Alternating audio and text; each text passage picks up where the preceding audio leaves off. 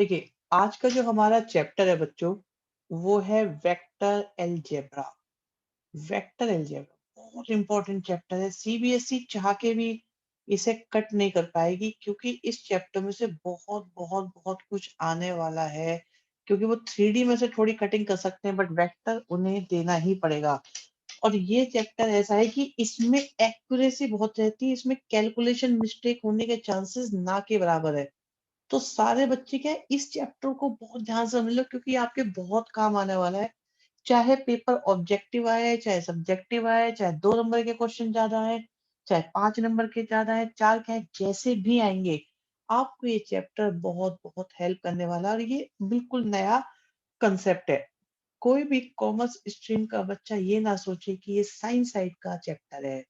ठीक है, क्योंकि साइंस वालों को लगता है कि उन्हें वेक्टर आता है, जबकि ऐसा कुछ नहीं है। उन्हें सिर्फ लगता है, उन्हें कुछ नहीं आता साइंस के रिगार्डिंग वेक्टर में। उन्होंने वेक्टर से काम चला रखा है अपना। ठीक है, अब साइंस वालों तो ये मत सोचना कि तुम्हारी जो है इसमें कोई इंसल्ट हो रही है, कुछ है। एक्चुअली आपको जितनी रिक्वायरमेंट थी उसके अकॉर्डिंग आपने करा हुआ है। सो इट्स ओके, जैसा भी है चलते हैं आगे। ठीक है, एक सिंपल सी बात आती है कि भाई वेक्टर एक्चुअली कैसी क्वांटिटी होती हैं। वेक्टर कौन सी क्वांटिटीज को बोलते हैं, कौन सी क्वांटिटीज वेक्टर होती हैं। वेक्टर में आखिरकार क्या होता है।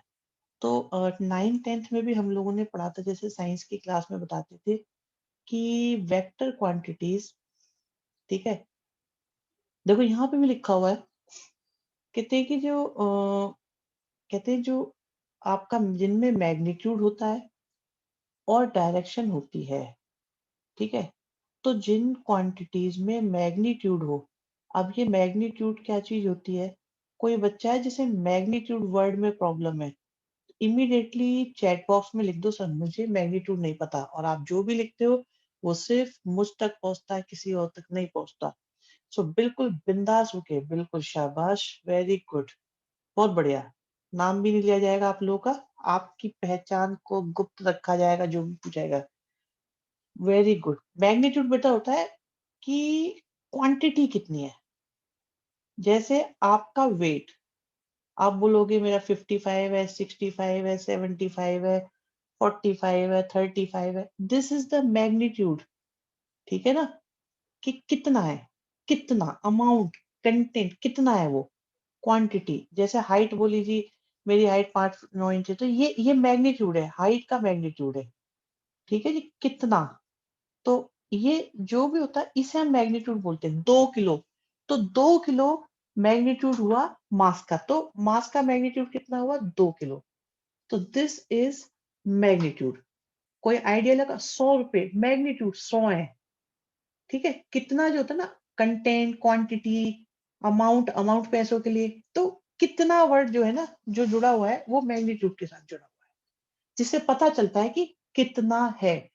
2 मीटर है, तो ये 2 मीटर मैग्नीट्यूड हो गए। 3 मीटर है, 2 किलो है, 10 किलो है, 5 मीटर है। इज दैट क्लियर, किसी को कोई समस्या इसमें। पता लगा मैग्नीट्यूड क्या चीज होती है।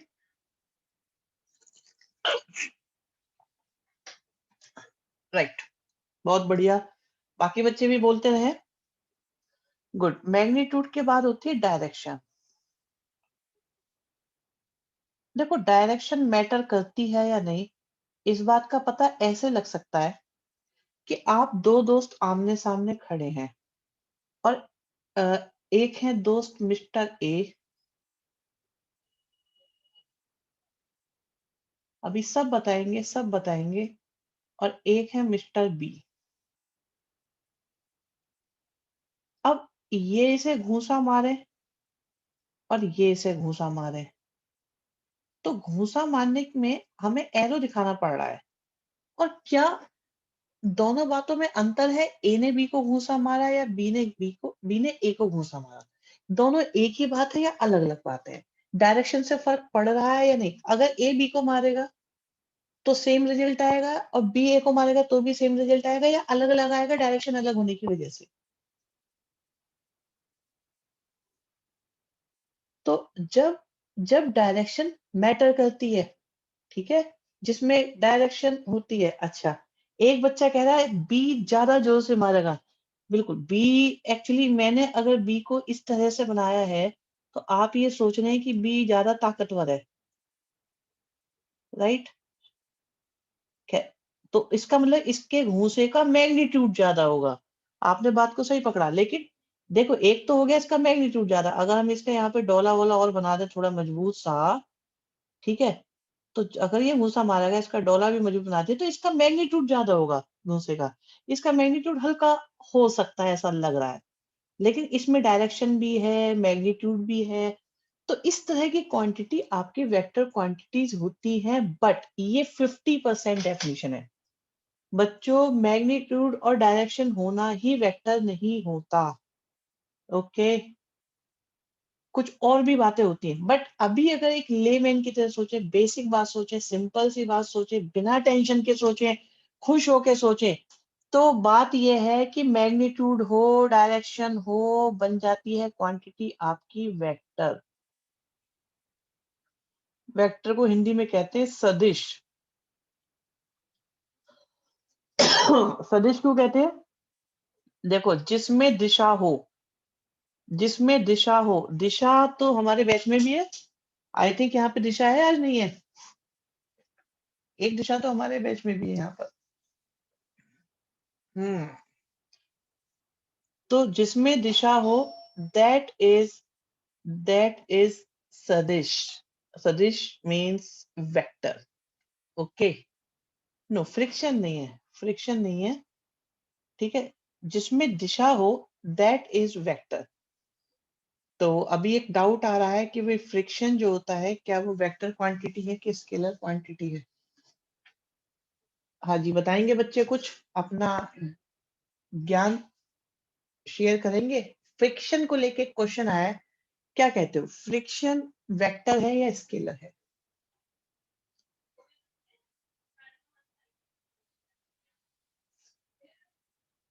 हाँ जी, बताओ बच्चों, अपने इनपुट दो, सब बताओ। ओके,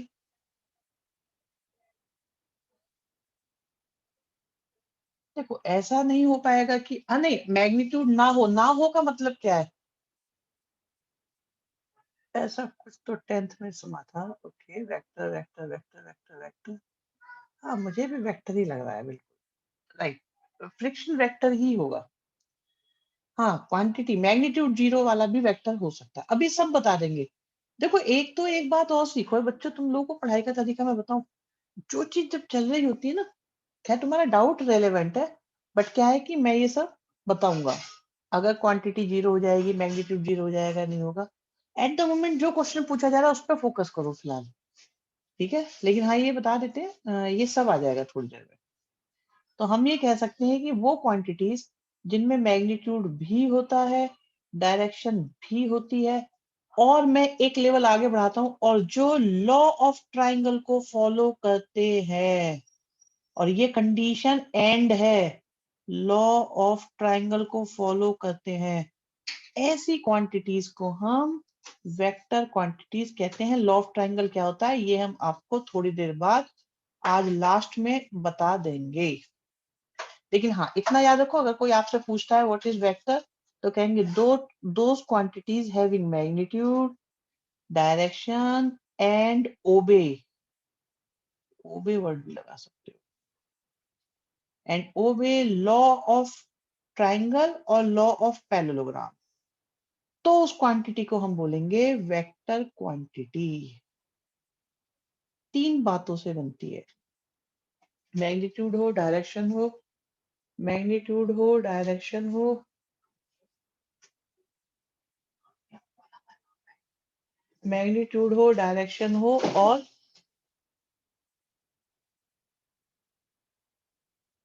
लॉ ऑफ ट्राइंगल और लॉ ऑफ पैरेललोग्राम को फॉलो करें। लॉ ऑफ ट्राइंगल पैरेललोग्राम क्या होते हैं, ये आपको लेटर ऑन बता दिया जाएगा। फिलहाल याद रखने के लिए, कोई भी पूछेगा तो आधी अधूरी बात नहीं बोलेगा कोई भी, राइट।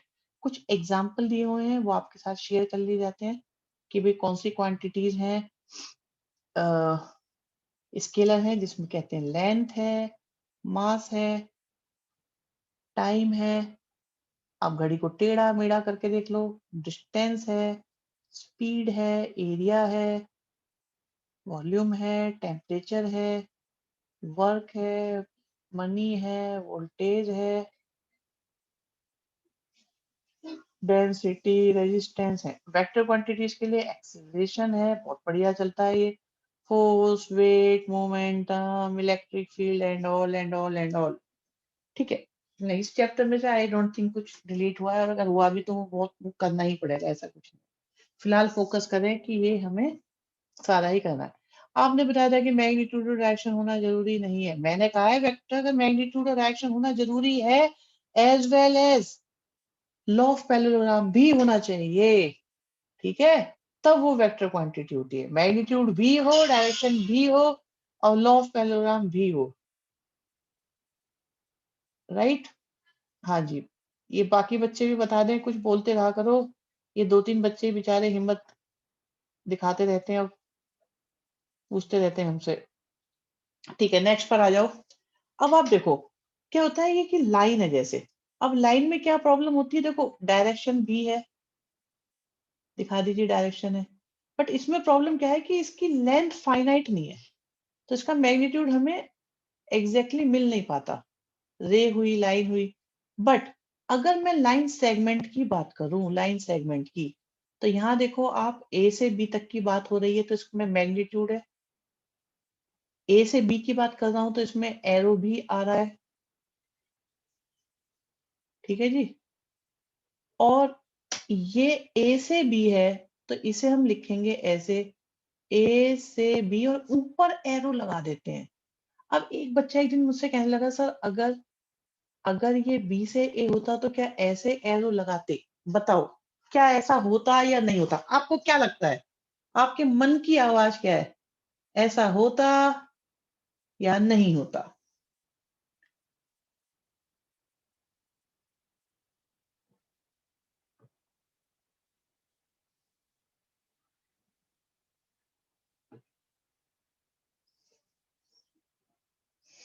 हम्म।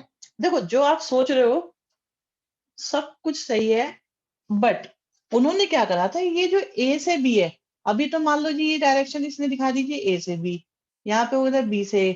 मान लो कि कोई डायरेक्शन, कोई ऐसा कहने लगे कि मैं ऐसे लिखूंगा, तो कहेगा कि मैं तो ऐसे लिखूंगा, फिर कोई कहेगा मैं ऐसे लिखूंगा, कोई कहेगा कि भाई वेक्टर ऐसा है तो मैं ऐसे लिखूंगा।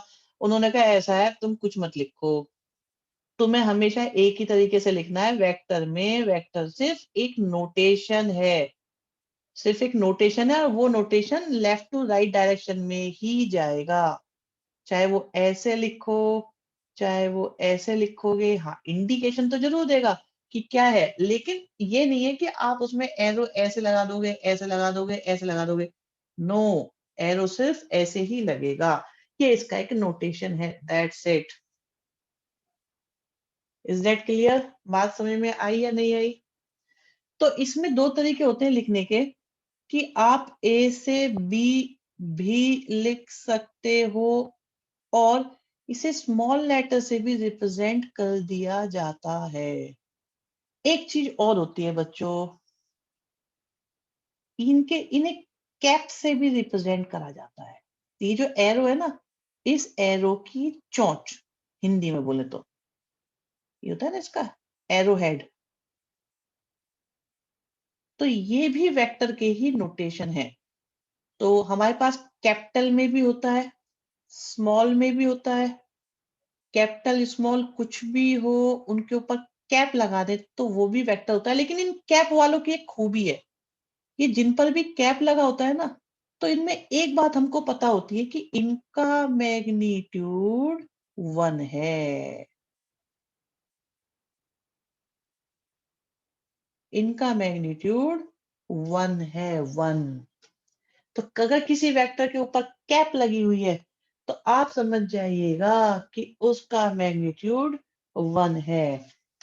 दूसरी बात, अगर हम वेक्टर बनाते हैं, वेक्टर बनाते हैं, बनाते हैं, बनाते हैं, चलो बढ़िया वेक्टर बनाते हैं, सुंदर सा, ये सही लग रहा है।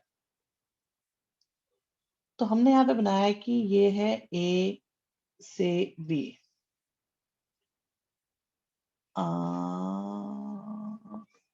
मैग्नीट्यूड की कोई यूनिट नहीं होती मेजरमेंट की। इट डिपेंड्स कि जिस क्वांटिटी की बात चल रही है, वही उसकी यूनिट होती है। जैसे डिस्टेंस की, डिस्प्लेसमेंट की बात चल रही है, एक्सेलरेशन की बात चल रही है, तो क्वांटिटी की जो यूनिट होती है वही वेक्टर की यूनिट बन जाती है।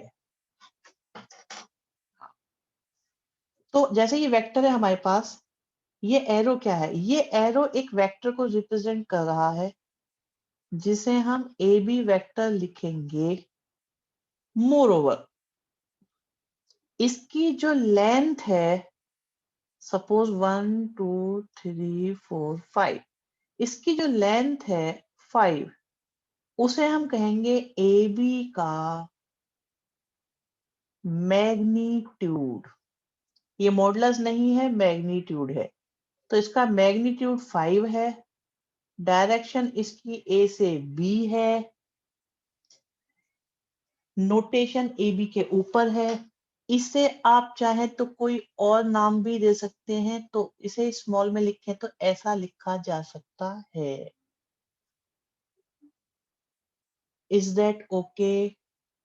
Okay okay not okay. दूसरी बात, ये इसका इनिशियल पॉइंट है, ये इसका टर्मिनल पॉइंट है। जहां एंड होता है वो टर्मिनल, जहां से स्टार्ट होता है वो इनिशियल पॉइंट हो जाता है। एरो बताता है मेरी डायरेक्शन क्या है, लेंथ बताती है कि मेरा मैग्नीट्यूड क्या है, नोटेशन बताता है कि वेक्टर क्या है, साइड में बार लगा दो तो फिर से बता देता है मैथमेटिकली कि इसका मैग्नीट्यूड कितना है। तो लाइन सेगमेंट जिसमें मैग्नीट्यूड हो, डायरेक्शन भी हो, वेक्टर कहलाता है। Is that clear?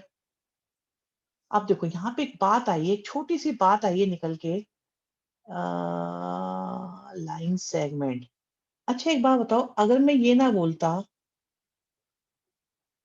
अब बताओ क्या ये वेक्टर होगा कि नहीं होगा?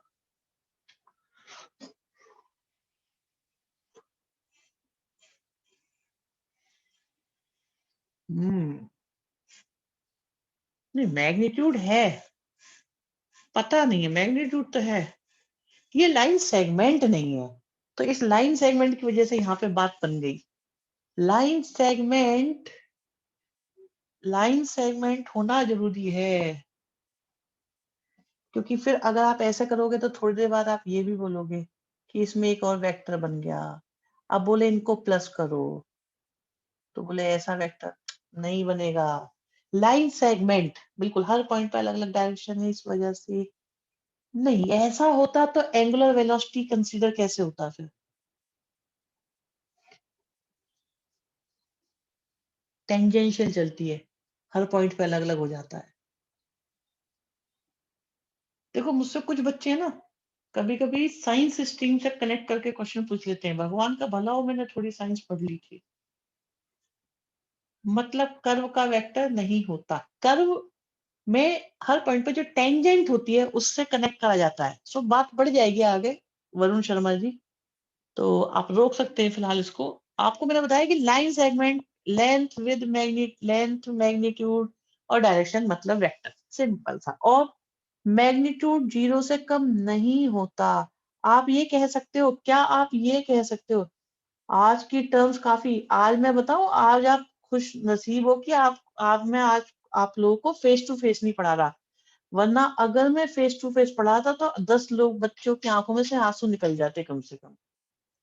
रो पढ़ते आप लोग, डेफिनेटली 100%। अगर भरोसा हो ना तो आप पूछ के देखना कभी पुराने बच्चों से कि वेक्टर वाली पहली क्लास में क्या होता है। बस पता कर लेना, पता लग जाएगा, किसी से भी पूछ लेना। रो रहे होते लिटरली, आपके आंसू निकलते। बेइज्जती बहुत होती है ना, बेइज्जतियां बहुत होती हैं उससे। बट क्या है, अब देखो ऑनलाइन में क्या बेइज्जती करें, आज ऐसा कुछ नहीं है।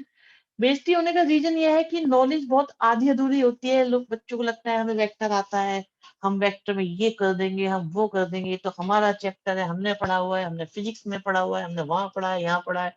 पूछना शुरू करते हैं, हालत खराब हो जाती है। बेइज्जतियां होनी शुरू होती है, फिर बड़ी बेइज्जती होती है, फिर और बड़ी बेइज्जती होती है, फिर बहुत ज्यादा बड़ी बेइज्जती होती है, फिर इतनी बेइज्जती हो जाती है कि सहन नहीं हो पाती, मन करता है हम क्लास से उठ के भाग जाएं। यस, अभी इसलिए मैंने कोई बात नहीं करी है फिजिक्स रिलेटेड, आज कुछ नहीं करेंगे ऐसा। हमें क्योंकि पढ़ना है, पढ़ाना है और हमें इस चैप्टर को समझना है। खैर, व्हाटएवर, बात खत्म। बेइज्जती से डर नहीं लगता, फिर किस चीज़ से डर लगता है? बेटा जब नहीं होती ना, तब कहते हैं ऐसी बातें, हमें बेइज्जती से डर नहीं लगता। खैर, बढ़िया चीज़ आती है यहाँ पे, सुंदर सी चीज़। कहते हैं एक चीज़ होती है पोजीशन वेक्टर। हाँ, पोजीशन वेक्टर क्या होती है? सुनो बच्चों, मैं बताता हूँ आपको। 10th क्लास में चलते हैं। 10th तो सबने पास करी है, कोई ऐसा है 9वीं 10वीं फिर सीधे 11वीं करें, फिर 12वीं भी कर लें? कोई बच्चा ऐसा तो नहीं है?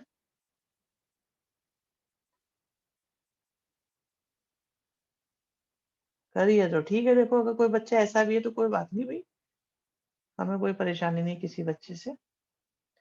अच्छा एक बात बताओ, ये एक पॉइंट है,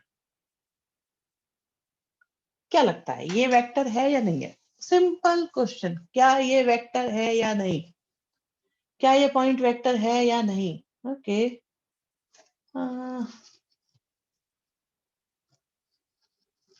yes no yes no yes no, सारे बच्चे बोलते रहो यस नो यस नो, जो बोलना है जिसको। प्रीति मंडोली, प्राची गौड़, केजे।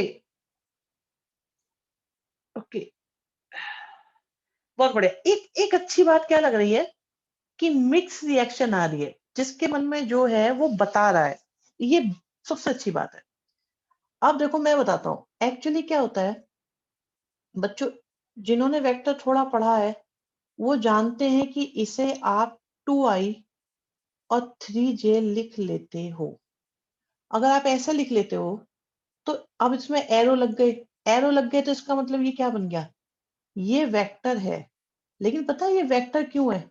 इसकी पोजीशन एक वेक्टर है। अब वो पोजीशन क्या है?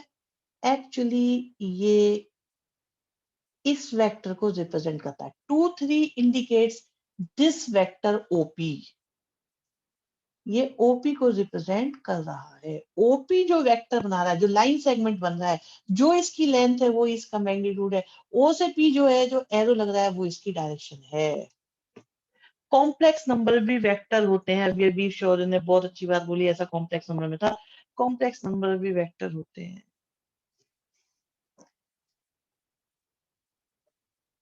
मैट्रिक्स भी वेक्टर होते हैं। कॉमा लगा के लिख दो कुछ भी, सब वेक्टर हो जाते हैं। और बोलो,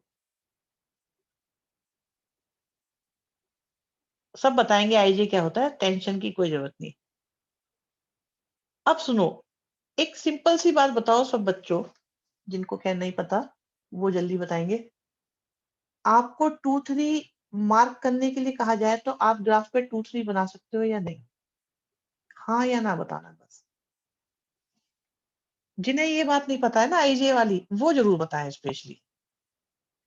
और कैसे बनाते हो? आप क्या करते हो कि एक्स की डायरेक्शन में 2 यूनिट चल दोगे, 1 2, और वाई की डायरेक्शन में 3 यूनिट चल दोगे, और आपका बन जाएगा 2 3। Is it so? ऐसा ही है या कुछ अलग है?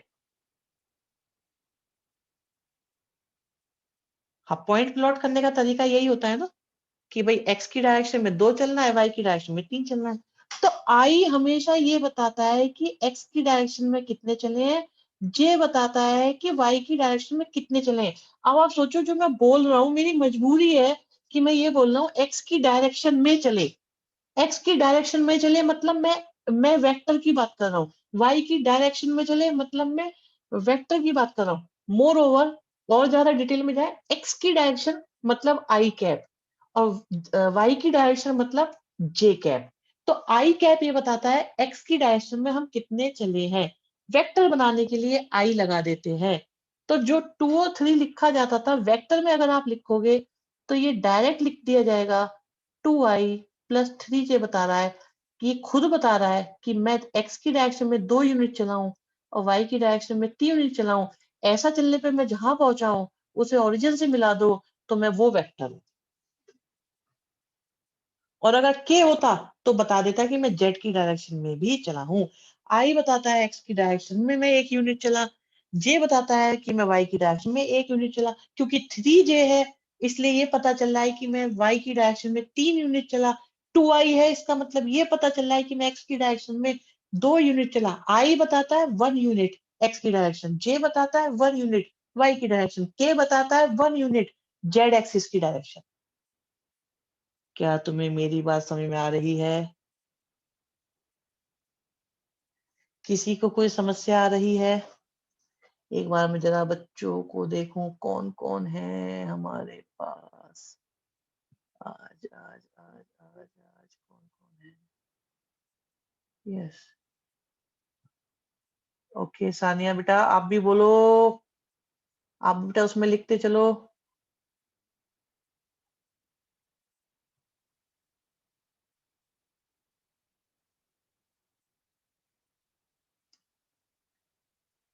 सानिया एंड रेनू बताते चलो बच्चे।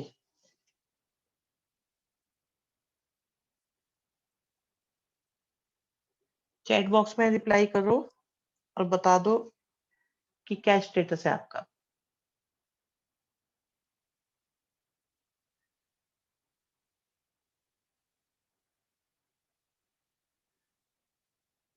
वेरी गुड बेटा, शाबाश।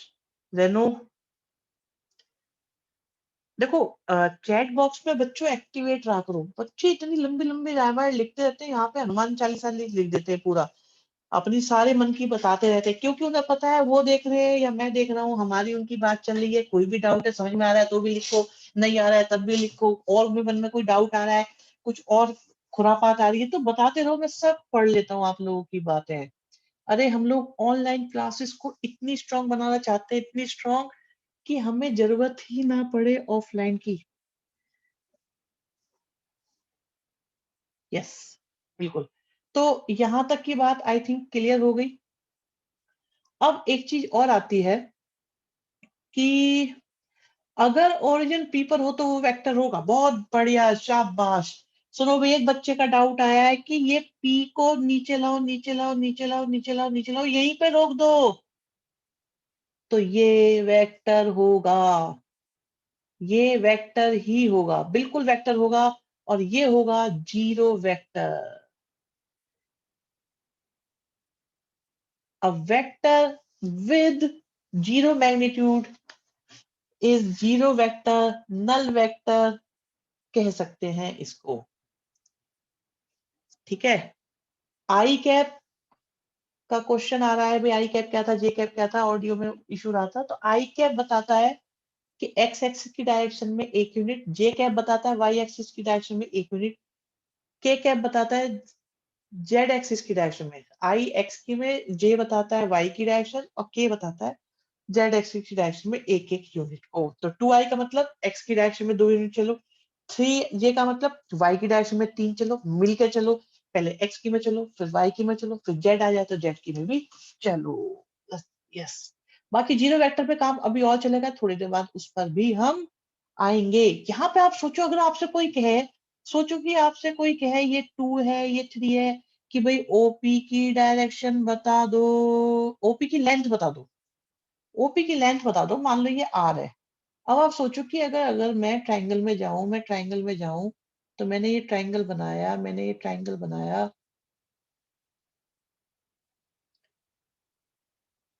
ठीक है जी, और इधर 2 है, इधर 3 है, तो क्या आप इस लेंथ को निकाल सकते हो?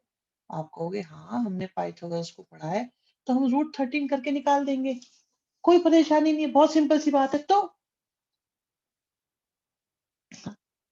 देखो, एक क्वेश्चन आ रहा है यहाँ पे, मैं इस क्वेश्चन को बहुत रिलेवेंट मानता हूँ, बढ़िया क्वेश्चन है, इस बच्चे के लिए शाबाशी है मेरे मन से। कहते हैं सर अगर आपने लिख दिया 2i और 3j, बोले अगर ये लिखा होता 2i माइनस 3j, तो मेरे लाल आपके पास दो तरीके हैं इस बात को समझने के, कि एक तो तरीका ये है कि आपको वेक्टर से कोऑर्डिनेट बनाना आता है, तो 2 और -3 आप समझ जाओगे कहाँ पे होगा, यहाँ पे होगा। और -3j का क्या मतलब है कि नेगेटिव डायरेक्शन में चलो, चलो तो y की डायरेक्शन में बट नेगेटिव। तो y देखो, 2 यूनिट इधर चले और अब z y की डायरेक्शन में नीचे चले, नेगेटिव डायरेक्शन में चले, तो जो आएगा that will be 2i minus 3j।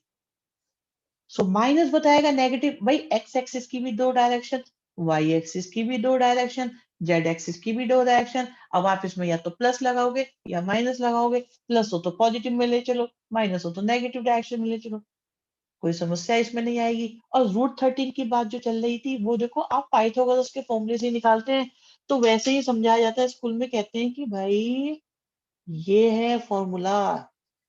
Sir ये नॉर्मल ग्राफ प्लॉटिंग पर ही डिपेंड करता, बिल्कुल नॉर्मल ग्राफ प्लॉटिंग सब वही चीज है। हम लोग क्या कर रहे हैं, अब जो अब तक की कहानियां हमने पढ़ी थी, आज हम उसे वेक्टर के चश्मे से देख रहे हैं। हमने आज वेक्टर का चश्मा पहन लिया है और हम चीजों को आज कनेक्ट कर रहे हैं एक नए कंसेप्ट के साथ, जिसमें एरो और कैप का यूज कर रहे हैं। बस इतनी सी बात है, बस इतनी सी बात है, और कुछ नहीं।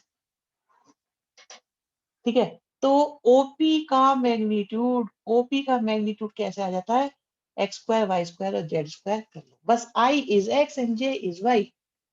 ये नहीं हो सकता भाई। अब आया एक शानदार, इस बच्चे के ऊपर कोई 11 रुपए का वार फेर करो। कहता है सर अगर ये लिखा होता तो क्या करते।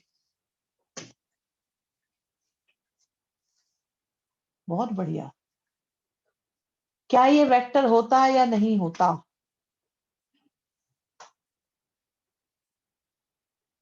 रेनू, कुछ पूछना है बच्चे। अच्छा, राइट, ठीक है।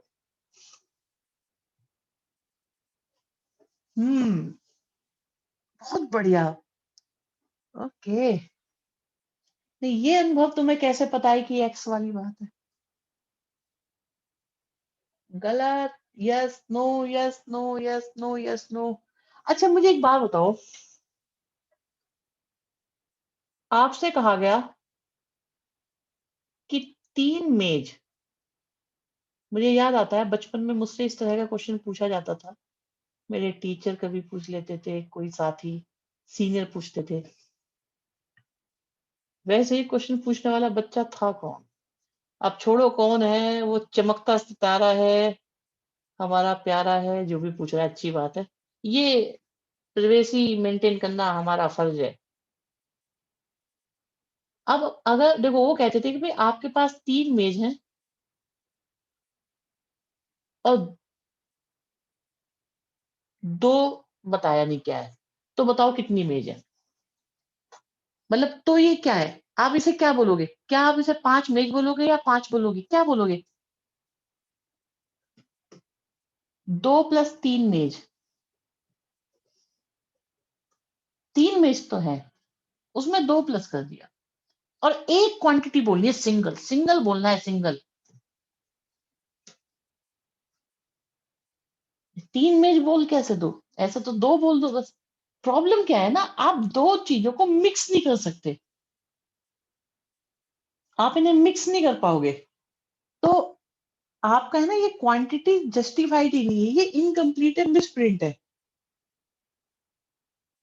ऐड ऐड तो हो ही नहीं पा रहे, और इनफैक्ट ये जस्टिफाई भी नहीं हो पा रहे,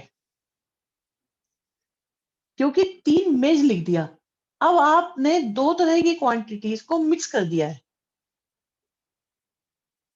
बिल्कुल, तो इनको इसमें हम कुछ कर ही नहीं सकते। तो ये जो है ना, आपका वेक्टर नहीं बनेगा, ये एक्चुअली कोई बात ही नहीं बनेगी कि ये है क्या। ओके, सो ये इनकम्प्लीट है, ऐसा होता है ना, इनकम्प्लीट इंफॉर्मेशन मानी जाएगी। बाकी खैर, और बताएंगे स्केलर प्रोडक्ट क्यों होता है, ये हम बताएंगे। ये असल सब बताएंगे बच्चों, सब बताएंगे। इसे तो हमने कहा था कि आप चिंता मत करो, सब पता लगने वाला है। इसके बाद आती है एक नई चीज, बढ़िया चीज, बहुत शानदार चीज है ये। बच्चों इसे लेके आप लोग बिल्कुल भी लाइटली मत लेना इसको, ये बहुत काम की चीज है। लेकिन तीन के साथ तीन टेबल और दो चेयर है, बिल्कुल। तो एक तीन का पता तो है कि वो क्या है, लेकिन दो का पता ही नहीं कि वो क्या है। तीन टेबल और दो चेयर, ओके, बट तीन प्लस दो चेयर, अब तीन क्या है ये बताया ही नहीं उन्होंने, इसलिए प्रॉब्लम आ रही, तो वो इनकम्प्लीट रह गया। राइट, खैर सुनो, डायरेक्शन कोसाइन क्या चीज होती है, इससे समझो बच्चों। आप लोग किसी रूम में ही बैठे होंगे, आई होप, और सबके रूम क्यूबॉइड की शेप में ही होंगे। एक बच्चा कह रहा था मेरा क्यूब की शेप में है, छत नहीं है, मैं खुले में बैठा हूँ। इस तरह की कहानी तो नहीं है ना, सब लोग रूम में ही बैठे हो आराम से, हाँ या ना?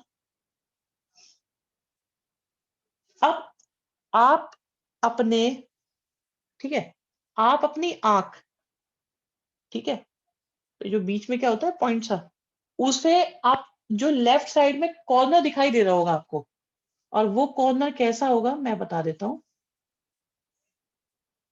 वो कॉर्नर कुछ कुछ कुछ कुछ कुछ कुछ ऐसे दिख रहा होगा। लेफ्ट साइड में जो रूम का कॉर्नर है कुछ इस तरह का दिख रहा होगा, ऐसा ही है। और आपकी आंख है यहाँ पर। मुझे यहाँ पे अवनी की हेल्प लेनी चाहिए थी आंख बनाने के लिए फिलहाल, लेकिन मैं काम चला रहा हूँ, ठीक है, डरावनी सी आंख है। और इसे मैं मान रहा हूँ एक्स एक्सिस, इसे मैं मान रहा हूँ वाई एक्सिस, इसे मैं मान रहा हूँ जेड एक्सिस।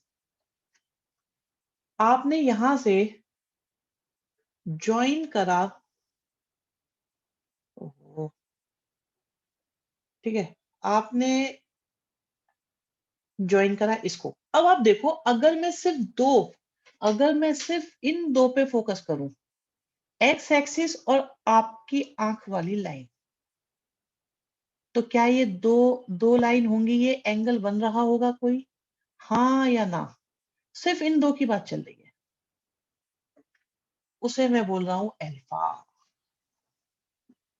अब आप फिर से उस कॉर्नर में देखो, आंख वाली लाइन और वाई एक्सिस, तो आंख वाली लाइन और वाई एक्सिस, कोई एंगल बन रहा होगा,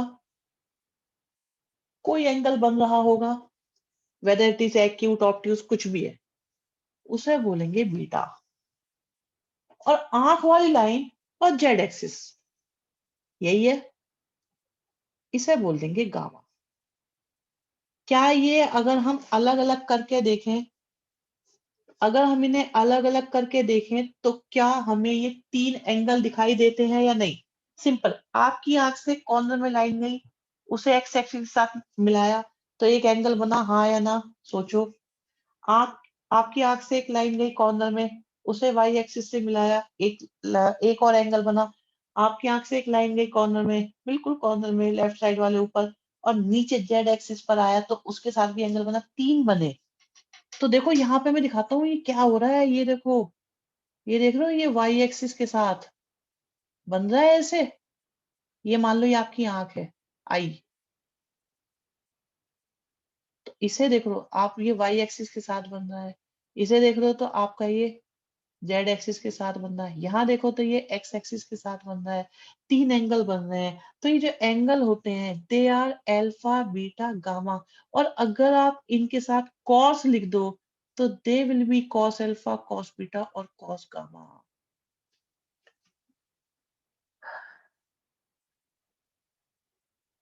बीटा वाला एंड बीटा वाला, अरे डायरेक्शन कॉस, क्वेश्चन तो अच्छा है कि कॉस ही क्यों आया, डायरेक्शन साइन क्यों नहीं आया? हमने अपनी तरफ से कॉस लगा दिया। मैं इसका आंसर दूंगा आप लोगों को, बिल्कुल सही है। बीटा वाला एंगल कैसे बना? ओके, सुनो, अगर आप 3D फिगर को मेरी बनाई हुई पिक्चर में देखोगे ना, केजे क्या हो रहा है, सो रहे हो तुम?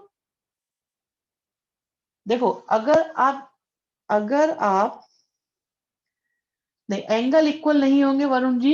अगर आप इस जो सामने पिक्चर दिख रही है इसके अकॉर्डिंग देखेंगे तो आपको समझ में नहीं आएगा। अब मैं क्या कहता हूँ, आप फिर से बच्चे, आप क्या करो, आप अपने फेस से नोज की टिप से आप लेफ्ट साइड में जो कॉर्नर दिखाई दे रहा है ऊपर, उस पर एक लाइन ले जाओ, और वाई एक्सिस के साथ फिर दूसरी उसको देखो। तो एक लाइन आपकी जो नोज से गई, आई से गई कॉर्नर में, और फिर एक वाई एक्सिस वाली लाइन, तो आपको दो दिखाई देंगी बस। अब आप बीटा की बात करें तो देखो, ये आपकी आई है, ये चला कॉर्नर में, और ये आया वाई, आपको दो ही दिखाई दे रही है, तो this is beta.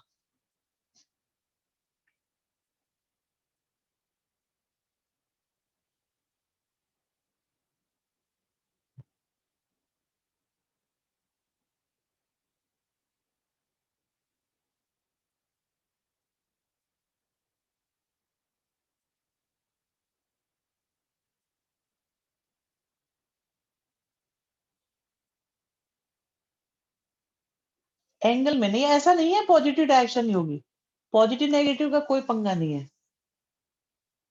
Angle of elevation नहीं है, नहीं है एंगल ऑफ एलिवेशन की कोई बात नहीं, ये तो ऊपर बन रहा है तो ऊपर दिख गया। मैं अगर आप यहाँ से देखो, जब आप रूम में बैठे हो, एंगल फिक्स है, एंगल फिक्स है, बिल्कुल फिक्स है, एंगल फिक्स ही होगा, ये मतलब बदलेगा नहीं। क्यूब में एंगल इक्वल होंगे? नहीं, क्यूब में एंगल इक्वल नहीं होंगे, ऐसा कुछ भी नहीं है, कोई एंगल इक्वल का कंसेप्ट नहीं है। अगर इक्वल होते तो मैं अल्फा बीटा गामा क्यों लिखता, अल्फा अल्फा अल्फा लिख देता।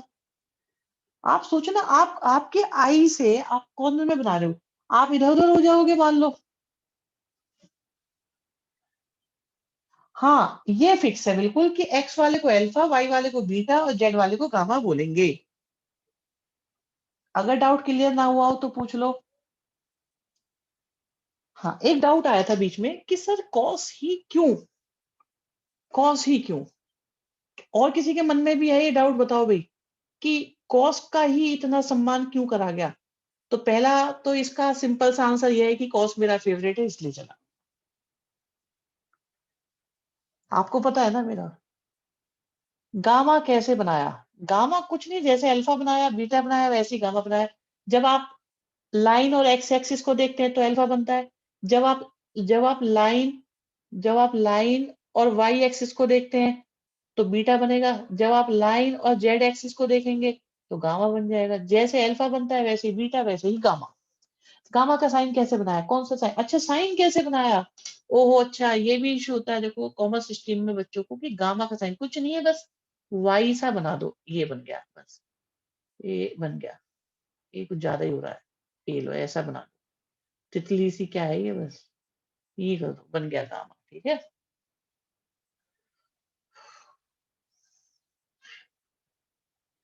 ठीक है, तो तो बच्चों, हाँ जी, क्वेश्चन ये था कि आखिरकार कॉस क्यों। मैं आपके सामने पेश करता हूं कॉस लेने का कारण। ठीक है जी, पसंद आए तो स्वीकार करो, ना आए तो बिल्कुल मत करो। हाँ जी, अभी एक बच्चे का डाउट आ रहा था तुषार का कि एंगल इक्वल होंगे। लो अब ये बताओ, ये जो एंगल है एक्स एक्सिस के साथ और दूसरा एंगल बन रहा है वाई एक्सिस के साथ, दिख रहे हैं? ये एक्स एक्सिस के साथ और इधर बनेगा वाई एक्सिस के साथ। अगर मैं यहाँ रोक दूं तो क्या ये एंगल इक्वल होंगे, या मैं यहाँ रोक दूं तो क्या ये इक्वल होंगे, और अगर मैं यहाँ ले जाऊं तो एंगल इक्वल की कोई बात ही नहीं है।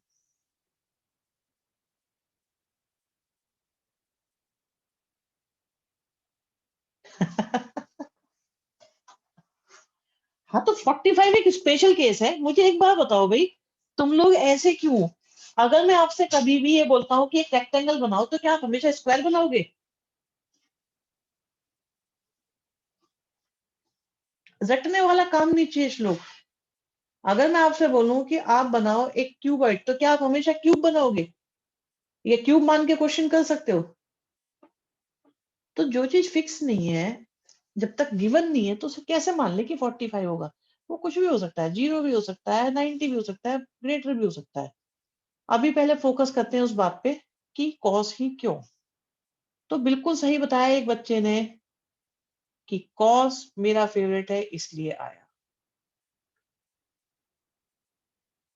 नेगेटिव के साथ भी बनता है, पॉजिटिव के साथ भी बनता है, सब बनते हैं।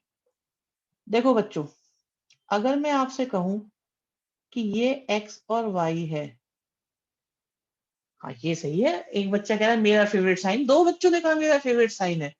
तो भाई ऐसा है, फेवरेट सही चीज को करोगे तो तुम्हारी बात मानी जाएगी, गलत चीज को फेवरेट मानोगे तो तुम्हारा कौन सुन रहा है फिर। ऐसा नहीं है कि पूरी बात तो हो जाने दो, वो तो मैं मजाक कर रहा था। ये तो देखो, ये एक्स है ये वाई है, और यहाँ एंगल अल्फा है, और इस एंगल को हम बीटा बोलेंगे क्योंकि ये वाई एक्सिस के साथ बन रहा है। इज दैट ओके और नॉट ओके?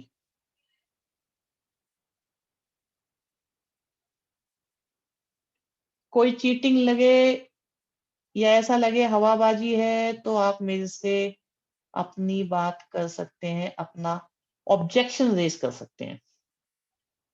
फिलहाल मेरे पास O है, मेरे पास A है, मेरे पास B है, मेरे पास C है और मैं आप लोगों से कहूंगा कि मेरे पास ही ट्रायंगल है। अभी कुछ बताया ही नहीं है, रिपीट क्या करूं? मेरे पास अल्फा है, मेरे पास एक्स है और ये मेरे पास मेरा वेक्टर, मेन वेक्टर कौन है आप सोचो। मेन वेक्टर है OB, ऐसा है या नहीं? दूसरी चीज इंटरेस्टिंग वहां से बनेगी ये। आप देखना ध्यान से, समझ में आना तो मानना वरना बिल्कुल मत मानना।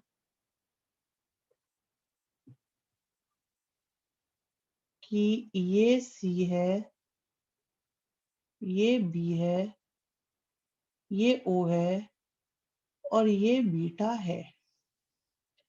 यहाँ पे मेरे पास Y है और ये मेरे पास R है। ऐसा ही है। टेढ़ा मेढ़ा सा अच्छा नहीं लग रहा? लो मैं सीधा बना देता हूँ इसको, सीधा बना देता हूँ, सीधा बना देते। समय बहुत है हमारे पास, अंधा समय, बेहिसाब। समझो खूब।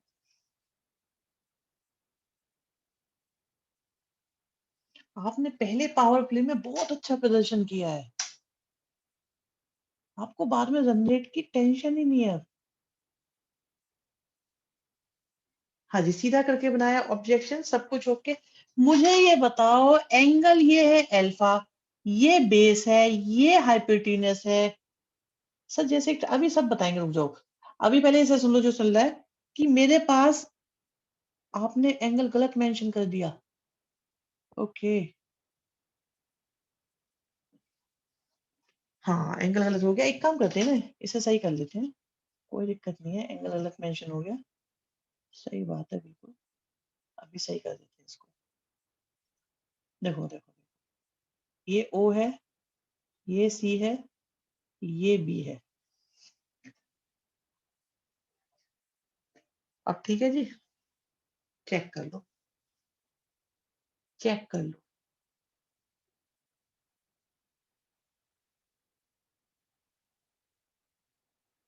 ये Y के साथ बनता बीटा, तो वैसे तो एक बात सही है, ये Y यहाँ पे आना चाहिए था, OC यहाँ आना चाहिए था ना। चेक कर लो बिल्कुल आराम से, जब तक। हाँ, अब ठीक है, अब ठीक है। OC आपका Y है, OB आपका R है, अब ठीक है। अगर मैं गलत करूंगा ना तो वो फिट बैठेगा भी नहीं। अब मुझे ये बताओ बच्चों, मेरे फेवरेट बच्चों, ये बेस है, ये हाइपोटेन्यूस है, ये एंगल है, तो मेरे पास रिलेशनशिप इनमें डेवलप करने के दो ही चॉइस थी, क्योंकि बेस और हाइपोटेन्यूस या तो सेक में आता है या कॉस में आता है। बताओ, सेक और कॉस की चॉइस हो तो आप किसे लोगे? मन की आवाज होनी चाहिए। तो कॉस अल्फा इक्वल टू हो जाएगा एक्स अपॉन आर, और ये आर कॉस अल्फा हो जाएगा। यहां भी देखो, यहां भी अगर आप कॉस बीटा लेंगे तो वो y अपॉन आर हो जाएगा, जिससे y की वैल्यू निकल के आएगी, क्योंकि ऐसा करने से ही सही तरीके से कैलकुलेशन इजी होती है। तो मैथमेटिक्स में बेसिक रूल ये है कि मैथ्स आपकी जिंदगी को आसान बनाने के लिए बनाया गया है, पर आपको लगता है ये आपकी जिंदगी को बहुत मुश्किल बनाता है।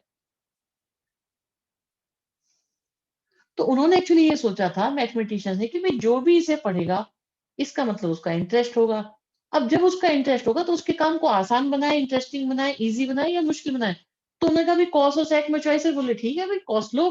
तो उन्होंने इसलिए बोला डायरेक्शन कोसाइन, डायरेक्शन का कॉस, क्योंकि ऐसा करने से कोऑर्डिनेट और एंगल में रिलेशनशिप डेवलप होती है। कोऑर्डिनेट, कोऑर्डिनेट मतलब एक्स और वाई, और एंगल अल्फा और बीटा में रिलेशनशिप जो बनती है वो कॉस से इजीली बनती है। ये है इस बात की समरी। इज दैट क्लियर और नॉट क्लियर?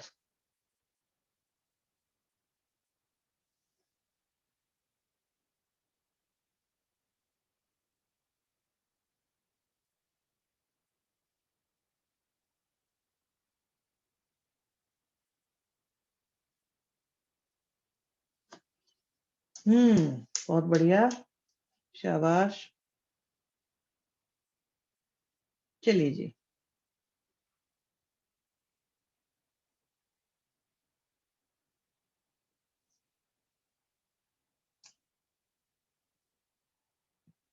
तो जो कोई वेक्टर होता है, उस वेक्टर का एक्स एक्सिस के साथ बनने वाला एंगल अल्फा, वाई के साथ बनने वाला बीटा, जेड के साथ बनने वाला गामा, ये होती है डायरेक्शन। और इनके आगे लगा दो कॉस, तो इन्हें बोलते हैं डायरेक्शन कोसाइन या डीसीज। डीसी शॉर्ट में बोलते हैं डीसी, क्योंकि डायरेक्शन कोसाइन होते हैं। इन्हें शॉर्ट में एल एम और एन भी कहते हैं। और हमेशा याद रखना बच्चों, L square plus M square plus N square 1 होता है, या बोले तो cos square alpha,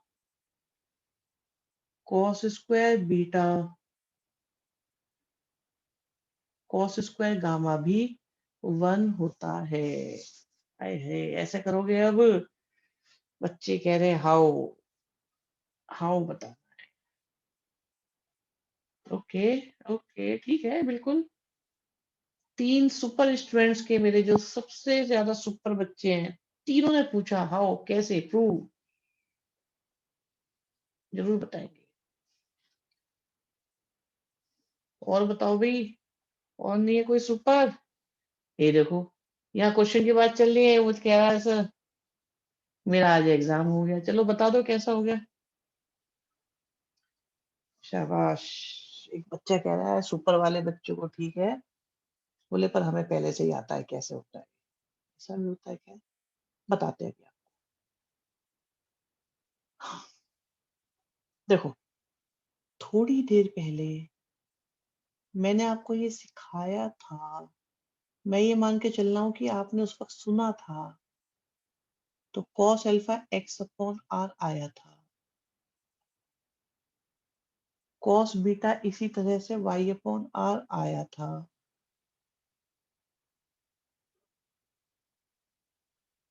cos gamma इसी तरह से z अपॉन r आ जाएगा। और एक बात और बताओ बच्चों, कि ये जो है ये r क्या है? क्या मैं ये कह सकता हूं कि जो OP है वो r है, हाँ या ना? बस इतनी सी बात, यहां तक की बात। So is that okay? कोई कंफ्यूजन? सब ओके है बिल्कुल?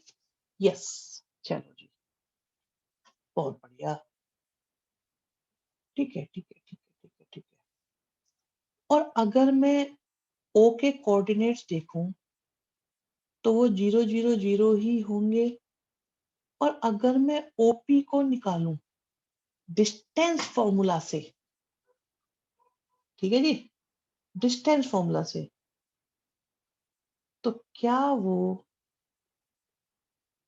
x माइनस 0 का स्क्वायर, y माइनस 0 का स्क्वायर, z माइनस 0 का स्क्वायर इक्वल टू r होगा या नहीं? हाँ या ना? और ऐसा भी कह सकते हैं X square Y square Z square R होगा। एक्स की वैल्यू देखो कितनी आ रही है, R cos alpha, R cos beta, और आर कॉस गामा।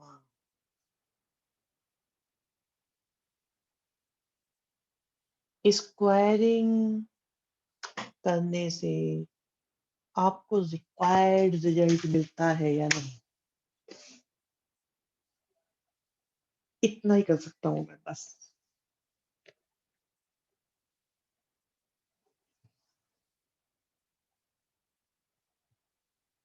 आ गया समझ में? पता चल गया? अच्छी बात है, मुझे भी खुशी मिलती है जब आप लोग कहते हैं हमें पता चल गया। सो ये रिजल्ट आप लोग याद रखोगे। नेक्स्ट आ जाते हैं टाइप ऑफ वेक्टर्स पे। देखो, टाइप ऑफ वेक्टर्स की बात आती है तो जैसे कि हमारे पास ये वेक्टर है, इसकी कोई लेंथ है। लेंथ देखें इसकी कितनी है। देखते हैं, 1 2 3 4 5 6 7, ठीक है जी। के ये कोई वेक्टर है सपोज ए, ठीक है। मैंने इसमें 1/7 की मल्टीप्लाई करी, तो नंबर का इम्पैक्ट और नंबर की मल्टीप्लाई का इम्पैक्ट मैग्नीट्यूड पे ही पड़ता है, डायरेक्शन में नहीं पड़ता। तो इस मेरे इस कर्म की वजह से ये वेक्टर ये बन जाएगा। तो डायरेक्शन पे फर्क नहीं पड़ा, बट इसका मैग्नीट्यूड 1/7 हो गया। तो ये इम्पैक्ट है स्केलर की मल्टीप्लाई का। स्केलर की मल्टीप्लाई का इम्पैक्ट स्केलर पे ही पड़ता है, और स्केलर जो होता है वो होता है मैग्नीट्यूड। अब एक बच्चा कह रहा है सर मैंने 0 की मल्टीप्लाई कर दी,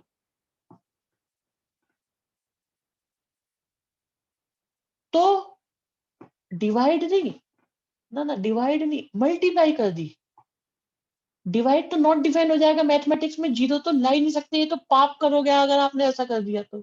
अपॉन में 0 लाना ही पाप हो जाएगा ना। बट 0 को मल्टीप्लाई में ले गया, एक बच्चा कह रहा है सर मल्टीप्लाई पाप थोड़ी होता है। सही बात है, ऐसा करने से जो होगा वो आपके सामने कि एरो रह जाएगा, मैग्नीट्यूड चला जाएगा, और जो ओरिजिनल वेक्टर था उसकी डायरेक्शन का लॉस नहीं हुआ, पर मैग्नीट्यूड का लॉस हो गया। और इस टाइप के वेक्टर को कहते हैं zero vector. So zero vector is the vector having magnitude 0 but the direction कहां से आई? ओरिजिनल वेक्टर जो बना था उसकी डायरेक्शन को वो सस्टेन कर जाता है और बन जाता है zero vector, null vector. Direction का लॉस तो कभी हो ही नहीं सकता। देखो जो भी रिजल्टेंट था, अरे ड्रॉ करके नहीं बताया बच्चे, ये क्या है? ओहो, ड्रॉ तो करा है बेबी मैंने वेक्टर, ये जीरो वेक्टर ड्रॉ तो करा था। रुक जाओ, एक मिनट में फिर से दिखाता हूँ। ये ये ये this is zero vector, magnitude है ही नहीं। अब सुनो, इसका भाई ये कुछ है मैग्नीट्यूड, ये बहुत कुछ है मैग्नीट्यूड, बट इसमें मैग्नीट्यूड है ही नहीं, डायरेक्शन डायरेक्शन है। हाँ, देखो ओरिजिनल वेक्टर है। अब सुनो और मैं बताता हूँ, सुनो सुनो हम बताएंगे आपको। एक मिनट, देखो, अरे क्या बात है। देखो, हम इसकी डायरेक्शन को खत्म, हम इसके मैग्नीट्यूड को कम करते जा रहे हैं, कम करते जा रहे हैं, थोड़ा हो गया और थोड़ा हो गया और कम कर दिया और कम कर दिया। लेकिन आप एरो को लेंथ में काउंट नहीं करते, तो जो एरो होता है ना वो सिर्फ डायरेक्शन बता रहा है। तो अगर जो ओरिजिनल वेक्टर था उसमें आप 0 की मल्टीप्लाई कर दो, तो वो 0 मैग्नीट्यूड वाला वेक्टर बन जाएगा, बट डायरेक्शन का लॉस नहीं होगा तब भी। आप उसे 7 से डिवाइड कर दो तो उसका मैग्नीट्यूड 1/7 हो जाएगा। आप देखो जो ओरिजिनल वेक्टर था तो वो ये था।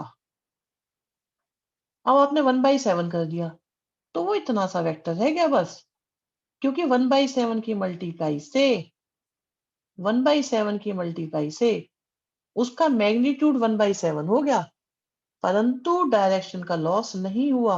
और अगर कोई 0 से ही मल्टीप्लाई कर देता, तो उसकी डायरेक्शन वही रहेगी, बट मैग्नीट्यूड नहीं होगा। 0 से मल्टीप्लाई करने के बाद एरो तो ओरिजिन पे बनेगा, कह सकते हैं इसको। ये बहुत गहरी बात बोली आपने, इसका हम यूज़ करेंगे समय बाद में, बट बहुत अच्छी बात बोली आपने कि वो ओरिजिन पे ही बनेगा, बिल्कुल सही बात है। देखो इसको ऐसे कह सकते हो, अभी जो बच्चे ने बात बोली है, मैं इस बच्चे का भी धन्यवाद करूँगा। ये पड़ोसी भी हैं हमारे, इनका ध्यान रखना पड़ता है, नाराज़ हो जाएँगे वरना।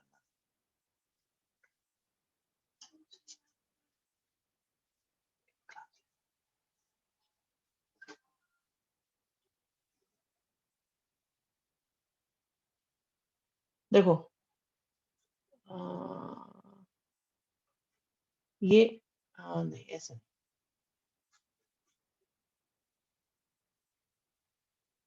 देखो ये वेक्टर है अलग-अलग, लेकिन अगर इन वेक्टर में मैं इनकी डायरेक्शन को कम कर दूँ और डायरेक्शन तो वही रखूँ, लेकिन लेंथ कम कर दूँ, तो इनका मैग्नीट्यूड कम हुआ, डायरेक्शन पे कोई फ़र्क नहीं पड़ा। और अगर कोई ऐसा जो यहीं पे ही खत्म हो गया शुरू होते ही, तो वो आपका 0 वेक्टर हो गया। तुम्हारा क्या डाउट है? तुम्हारा डाउट क्या है अभी? एक बच्चा कह रहा है मेरा डाउट नहीं था। क्या ऐसा हो सकता है कि डायरेक्शन की मल्टीप्लिकेशन हो सकेगी? नहीं, डायरेक्शन की मल्टीप्लिकेशन होती है, उन्हें बोलते हैं वेक्टर मल्टीप्लिकेशन, बताई जाएगी वो भी। वो इस चैप्टर का लास्ट फेज़ होगा। बिल्कुल डायरेक्शन डायरेक्शन की मल्टीप्लिकेशन पॉसिबल है, बिल्कुल पॉसिबल है। सो वेक्टर की डायरेक्शन चेंज होगी कैसे? बताएँगे सर, मल्टीप्लिकेशन से होगी, डायरेक्शन के साथ डायरेक्शन मिक्स होगी तब खूब होगी डायरेक्शन चेंज। प्लस से भी होगी, माइनस से भी होगी, मल्टीप्लाई से भी होगी, हर तरीके से होगी। वेक्टर अपनी डायरेक्शन बदलेगा। आप सोचो कि कोई बच्चे सामने वाला आपको घूसा मारा था, बीच में से एक बच्चा है, उसने उसके घूसे में घूसा मार दिया, तो वेक्टर से वेक्टर भिड़ गया, तो क्या आप घूसा आपके लग पाएगा, उसका डिफ्लेक्शन हो गया, उसमें डायरेक्शन चेंज होगी कि नहीं होगी? हाँ या ना? तो वेक्टर की डायरेक्शन चेंज करने के लिए एक वेक्टर की ही ज़रूरत पड़ेगी। बहुत बढ़िया क्वेश्चन है वैसे, अगर देखा जाए कि वेक्टर की डायरेक्शन चेंज होगी, बिल्कुल होगी, लेकिन नंबर से नहीं होगी, स्केलर से नहीं होगी, किसी नंबर की मल्टीप्लाई से नहीं होगी। वेक्टर की डायरेक्शन को चेंज करने में जो कंट्रीब्यूशन होगा, वो वेक्टर का ही होगा। वेक्टर ही वेक्टर की डायरेक्शन को बदल सकता है। अ, हाँ, क्रॉस प्रोडक्ट से भी होगी, प्लस से भी होगी। चीज़ें आएँगी, सब बताएँगे आपको। आप पहले दिन में, पहले घंटे में सारा का सारा चैप्टर तो नहीं समझ सकते ना, बट आपके मन में क्वेश्चन आ रहे हैं तो ज़रूर अच्छी बात मानूँगा। Unit vector is the vector जिसकी लेंथ हो 1, और देखो यहाँ पे बताया गया है 4 पार्ट, नेक्स्ट वीक खत्म करेंगे इसको। 2 वीक में फिनिश करने की कोशिश करेंगे इस चैप्टर को हम, 2 ढाई वीक में, 15-20 अक्टूबर नहीं, क्या चल रहा है, अक्टूबर में फिनिश हो सकता है। अक्टूबर में चैप्टर फिनिश, चलो डन। और बोलो।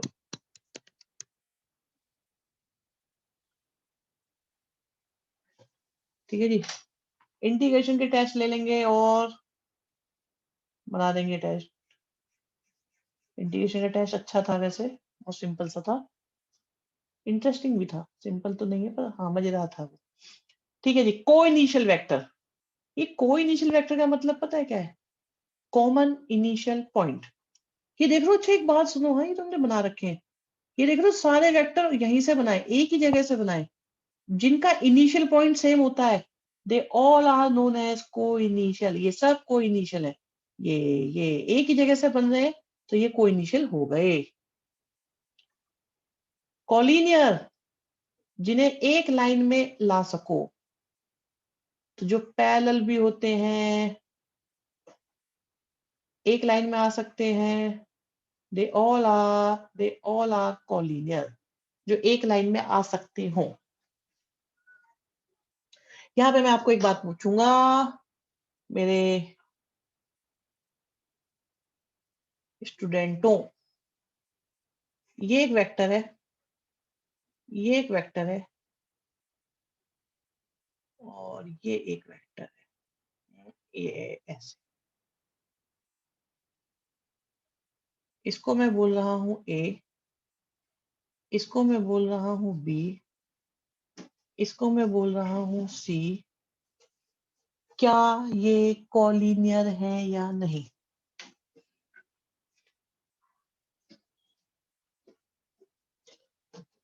Okay, yes yes, no no, yes yes, no. Okay Sania, good good good बेटा, वेरी गुड, बहुत बढ़िया बहुत बढ़िया। Okay Renu, yes, slow. देखो भाई, आज एक बात समझ लो, याद रख लो, सीख लो। वेक्टर में एक खूबी होती है कि आप उन्हें उनकी डायरेक्शन और मैग्नीट्यूड के साथ कभी भी शिफ्ट कर सकते हो। Shifting facility is always available. अब आप सोचो कि अगर मैं शिफ्ट करके इसे यहां ले गया तो क्या ये एक लाइन में आ जाएंगे या नहीं, और इस सी वाले को मैं यहां ले गया तो क्या ये ऐसे आ जाएगा या नहीं। और अब आप देखो क्या ये एक लाइन में है या नहीं। सो दे आर कोलिनियर। तो पैरेलल वेक्टर दो तरह के होते हैं, लाइक पैरेलल, अनलाइक पैरेलल। तो बी और सी आपके अनलाइक पैरेलल है, ए और बी आपके लाइक पैरेलल है। लाइक पैरेलल हो चाहे अनलाइक पैरेलल हो, उन्हें शिफ्ट करके एक लाइन में लाया जा सकता है। Shifting facilities always available in vectors, बहुत काम आती है ये बात।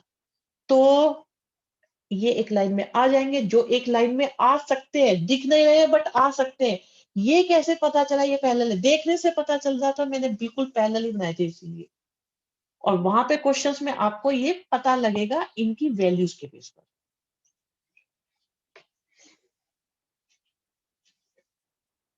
यहाँ मैंने बिल्कुल दिखाए थे आपको, ये पैरेलल ही बनाए थे इसीलिए।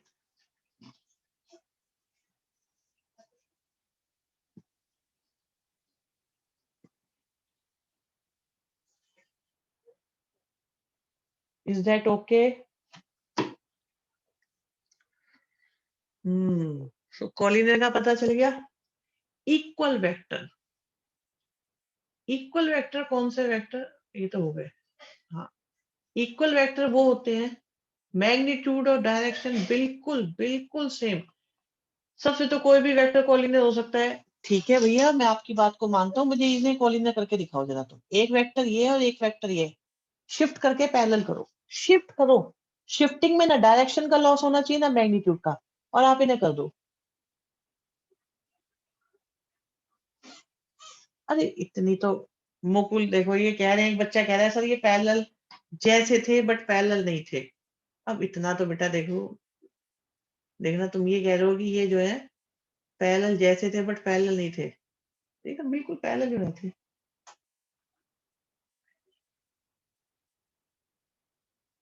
क्या इन दोनों वेक्टर को, सब मतलब ये शिफ्टिंग, ये देखो आप, ये वेक्टर को तुम शिफ्ट करो। शिफ्ट में ना डायरेक्शन खत्म नहीं होनी चाहिए, मैग्नीट्यूड खत्म नहीं होनी चाहिए, वही डायरेक्शन रहनी चाहिए, वही मैग्नीट्यूड रहना चाहिए। शिफ्ट करो आप इन्हें। आप कोशिश तो करो शिफ्ट करने की। लो मैं शिफ्ट करने की कोशिश करता हूँ, ये वाले वेक्टर को मैं ले गया यहाँ पे। आप देखो इसे मैं शिफ्ट करके ले गया, यहाँ ले गया, कैसे भी ले जाऊं, क्या ये एक लाइन में आ पा रहे हैं कि नहीं आ पा रहे? कोशिश कर लो कितनी भी। एग्जैक्टली बात, बहुत अच्छी बात बोली है। मैं वेक्टर में सिर्फ लाइन और एरो के बेस पे ही आपको समझाता रहूंगा। और तीसरी चीज, इसके बाद में 10th क्लास की कोऑर्डिनेट ज्योमेट्री से पूरा का पूरा वेक्टर खत्म करूंगा। 10th और 11th मान लो थोड़ा सा बस। ये जितनी भी टेंशन बाजी है वो आज आज की है। इसके बाद सब डायरेक्शन चेंज हमें करनी नहीं है। शिफ्ट कर सकते हो बट डायरेक्शन चेंज नहीं करनी। तो मैंने बोला था शिफ्टिंग फैसिलिटी है, शिफ्ट। आप ये देखो, आप इन्हें कर पाओगे पैरेलल। हम्म तो कॉलिनर नहीं हो पाएंगे, कॉलिनर हो पाएंगे लाइक पैरेलल या अनलाइक पैरेलल बस। इसके बाद आता है इक्वल वेक्टर। इक्वल वेक्टर है दोज वेक्टर जिनकी डायरेक्शन भी सेम, जिनका मैग्नीट्यूड भी सेम, सब कुछ सेम सेम सेम, बिल्कुल कोई परेशानी उनमें नहीं है। उन्हें हम इक्वल वेक्टर कहते हैं, सब कुछ सेम है उनमें। नेगेटिव ऑफ वेक्टर में क्या होता है, डायरेक्शन बदल जाती है। एग्जाम्पल एग्जाम्पल एग्जाम्पल, ये मेरे पास वेक्टर ए है तो ये मेरे पास माइनस ए है। तो माइनस से सिर्फ डायरेक्शन पर इंपैक्ट पड़ता है, that's it. Sir equal vector collinear भी बन सकते हैं, यस। इक्वल वेक्टर कॉलिनियर होते ही होते हैं क्योंकि डायरेक्शन सेम होती है, डायरेक्शन सेम होती है तो वो कॉलिनियर होते हैं। सर इक्वल वेक्टर कॉलिनियर भी होंगे, बिल्कुल इक्वल वेक्टर कॉलिनियर ही होंगे, हमेशा होंगे, इक्वल भी होंगे, उनका नेगेटिव भी। इक्वल वेक्टर में डायरेक्शन सेम है, डायरेक्शन सेम है तो एक लाइन में लग जाएंगे, शिफ्ट करके लाइन में लग गए तो कॉलिनियर हो गए। कॉलिनियर मतलब लाइन में लगा दो, लाइन में लग गए तो कॉलिनियर हो गए, सिंपल सी बात, सिंपल सी बात। हालांकि मैं कह देता हूँ सिंपल सी बात, एक तो बच्चों के दिल पे से पूछो सिंपल है कि कॉम्प्लिकेटेड है। हम्म, कुछ नहीं कह रहा। राइट, सो ये हमारी कहानी रही इसकी। हाँ, थोड़े से क्वेश्चन भी देख लेते हैं। क्वेश्चन देखते हैं, कहते रिप्रेजेंट करो डिस्प्लेसमेंट को 40 मीटर गया 30 डिग्री वेस्ट ऑफ साउथ। अब देखो, वेस्ट की डायरेक्शन में ले जाओ साउथ को, साउथ को 30 डिग्री वेस्ट में ले गए जी, 40 मीटर चला दिया, एरो बना दिया, तो 10 20 30 40, 10 10 10 10 40 हो गए। OP is the required vector.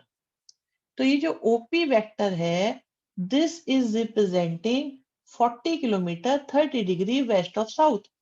ये आपका बन गया वेक्टर। इज दैट क्लियर और not clear?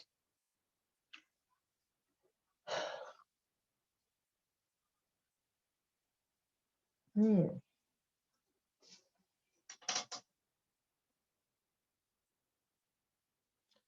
Classify the following measures as scalar and vector. 5 second, scalar, कोई वेक्टर डायरेक्शन दिखी नहीं रही। खैर इन्हें तो याद कर लेना, क्योंकि इनमें ना थोड़ा सा ऐसे पता नहीं चल पाएगा। मैं आपको ये सजेस्ट नहीं करूंगा कि आप यहाँ से करें, इनकी क्वांटिटीज को हमें लर्न करना पड़ेगा थोड़ा सा, कि कौन से वेक्टर होते हैं, क्योंकि न्यूटन, न्यूटन क्या होगा बताओगे भाई? थर्ड पार्ट, न्यूटन को क्या बोलोगे? इज दैट वेक्टर और स्केलर? यस, इसीलिए मैं सजेस्ट करूंगा, क्योंकि कॉमन सिस्टम को थोड़ा सा इश्यू हो सकता है। न्यूटन फोर्स को रिप्रेजेंट करेगा, फोर्स में डायरेक्शन होती है, सो बड़े झमेले हैं। आपने कहा था लॉ ऑफ ट्रायंगल बताएंगे, बताएंगे मेरे लाल, आ तो जाए, टाइम तो मिले। लॉ ऑफ ट्रायंगल, तुम्हें ऐसा तो नहीं लग रहा मुझे लॉ ऑफ ट्रायंगल नहीं आता इसलिए मैं नहीं बता रहा? ओके, यहाँ देखो भाई, कॉलिनियर, कॉलिनियर क्या है? कॉलिनियर क्या है? आप देखो इनमें से कौन कौन कॉलिनियर हो सकते हैं। ये सी है, ये बी है, ये ए है, बता दो। ये क्या है? ये डी भी है, ओके। सो कौन कौन से वेक्टर कॉलिनियर हो सकते हैं? यस यस यस, सारे महान हो तुम। शौर्य एक मिस हो गया।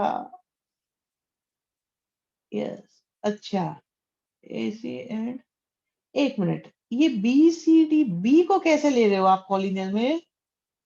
ये कॉलिनियर कैसे हो गया? देखो ए सी और सी और डी, तो आप ये कह सकते हो कि ए सी और डी तीनों कॉलिनियर है, बी अलग है, बी नहीं हो पाएगा। ओके, को इनिशियल बता दिया, राइट। अच्छा ठीक है, इक्वल वेक्टर, डायरेक्शन भी सेम होनी चाहिए और मैग्नीट्यूड भी सेम, बिल्कुल सत्य वचन बच्चों, शाबाश। ए और सी को इनिशियल एक ही पॉइंट से बन रहे हो, सी और डी नहीं, ए और सी नहीं है। हाँ, यहाँ देखो थर्ड का आंसर है बी सी डी, बिल्कुल सही बात, बी सी डी सही बात, बिल्कुल। बी, भी इधर को जा रहा है, सी उधर को जा रहा है, डी इधर को जा रहा है, यस, तीनों बी सी डी आपके हो गए को इनिशियल। इनका एक भाई और होता है, मैं उसे भी बता देता हूँ, दे आर नोन एज को टर्मिनस। एनसीईआरटी में दिया नहीं है, को टर्मिनस। ऐसे क्वेश्चन भी आ जाते हैं, हाँ हाँ, पूछते रहो बच्चे, पूछते रहो। एक चीज पूछो, आप दो चीज पूछो। देखो, जिनका टर्मिनल एक ही जगह हो उन्हें बोलेंगे को टर्मिनस, ये को टर्मिनस हो गए। और जो एक जगह से बने वो को इनिशियल, ये को इनिशियल हो गए।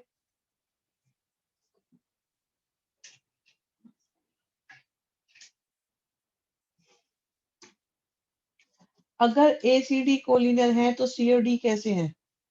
सी और डी भी कोलिनियर है, ए सी डी कोलिनियर है, सी और डी भी कोलिनियर है, सब कोलिनियर है।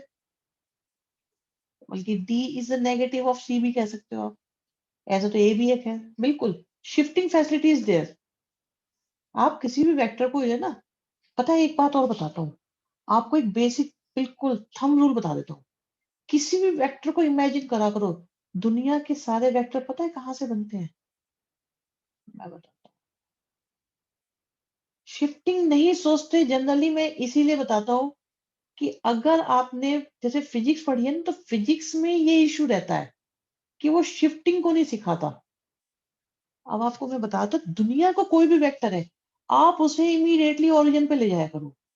एक्चुअली सारे वेक्टर ये हैं, इनको शिफ्ट कर करके यूज करा गया है अलग अलग क्वांटिटीज की फॉर्म में, लेकिन ये यहीं से बने हुए हैं। हर वेक्टर ओरिजिन से बना है।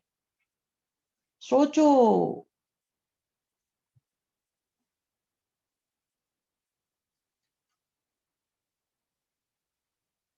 एक्सिस भी वेक्टर है। यस, एरो लग गया मेरे लाल।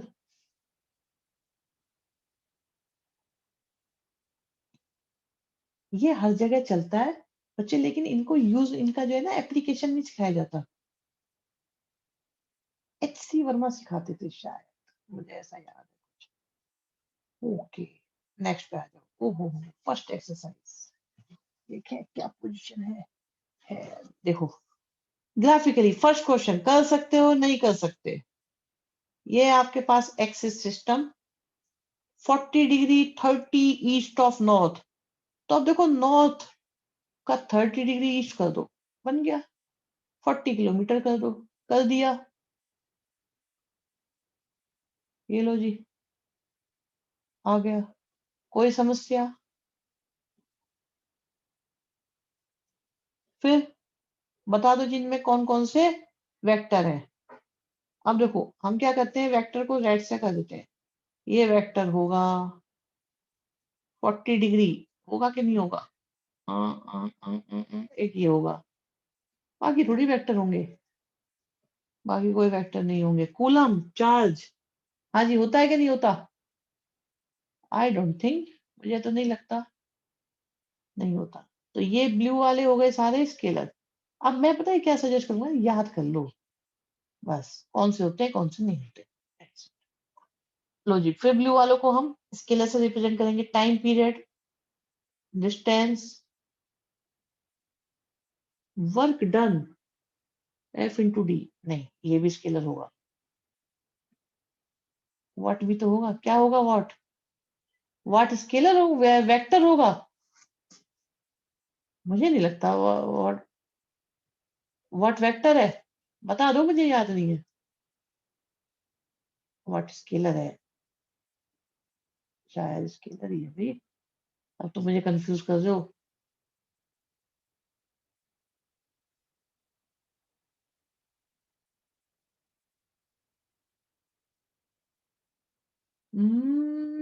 तो वी आई डॉट प्रोडक्ट है कि क्रॉस प्रोडक्ट है? नेगेटिव पॉजिटिव, अरे मैं इसीलिए कह रहा हूं, आप लोग याद कर लो, ज्यादा अच्छा है। अब मीटर पर सेकंड स्क्वायर से डायरेक्शन का पता नहीं चल रहा, बट ये एक्सीलरेशन को रिप्रेजेंट कर रहा है। सो इसीलिए कहूंगा कि एक लिस्ट लेके याद कर लेना, हम आपको देंगे। वर्क स्केलर ही होता है, मैं भी तो ये कह रहा हूँ वर्क स्केलर होता है।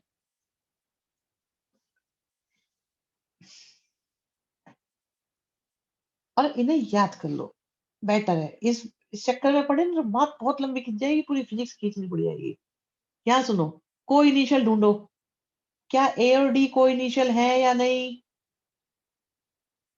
हाँ या ना? ओके। इक्वल, इक्वल में देखें तो बी और डी इक्वल है या नहीं? कॉलिनियर है बट नॉट इक्वल। तो ए और सी वैसे तो इक्वल है, बट डायरेक्शन की वजह से गड़बड़ हो गई, इसलिए इक्वल नहीं होंगे। हाँ जी, कुछ कुछ कंसेप्ट क्लियर हो रहे हैं कि नहीं हो रहे? फिफ्थ क्वेश्चन पे आ जाओ।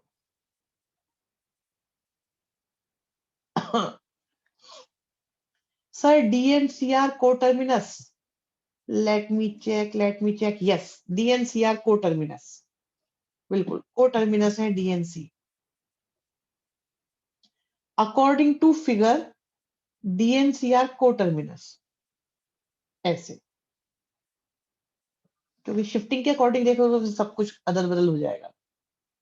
एज पर फिगर, हाँ जी। सो इज दिस ट्रू और फॉल्स? ए और माइनस एक कॉलिनर होते हैं, बिल्कुल कॉलिनर होते हैं।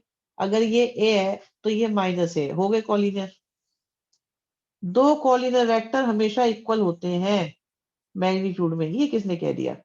आप देखो, ये एक, ये दूसरा कॉलिनर है, बट कुछ भी नहीं है, फॉल्स। बहुत ही गलत बात, बहुत गंदी बात, गलत बात करी है इन्होंने। हमें इनकी बात ही पसंद नहीं आई, काट दो इस बात को।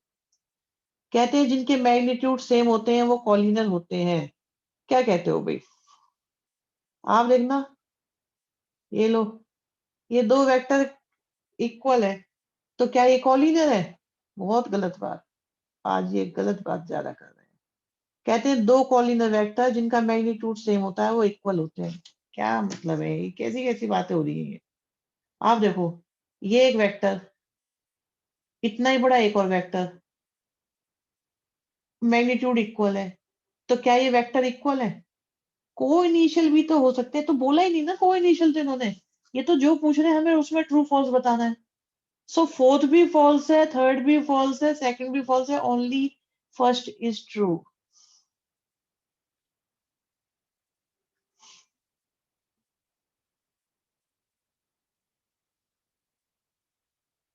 ओके, तो यहाँ पर हम अपनी यात्रा को विराम देते हैं।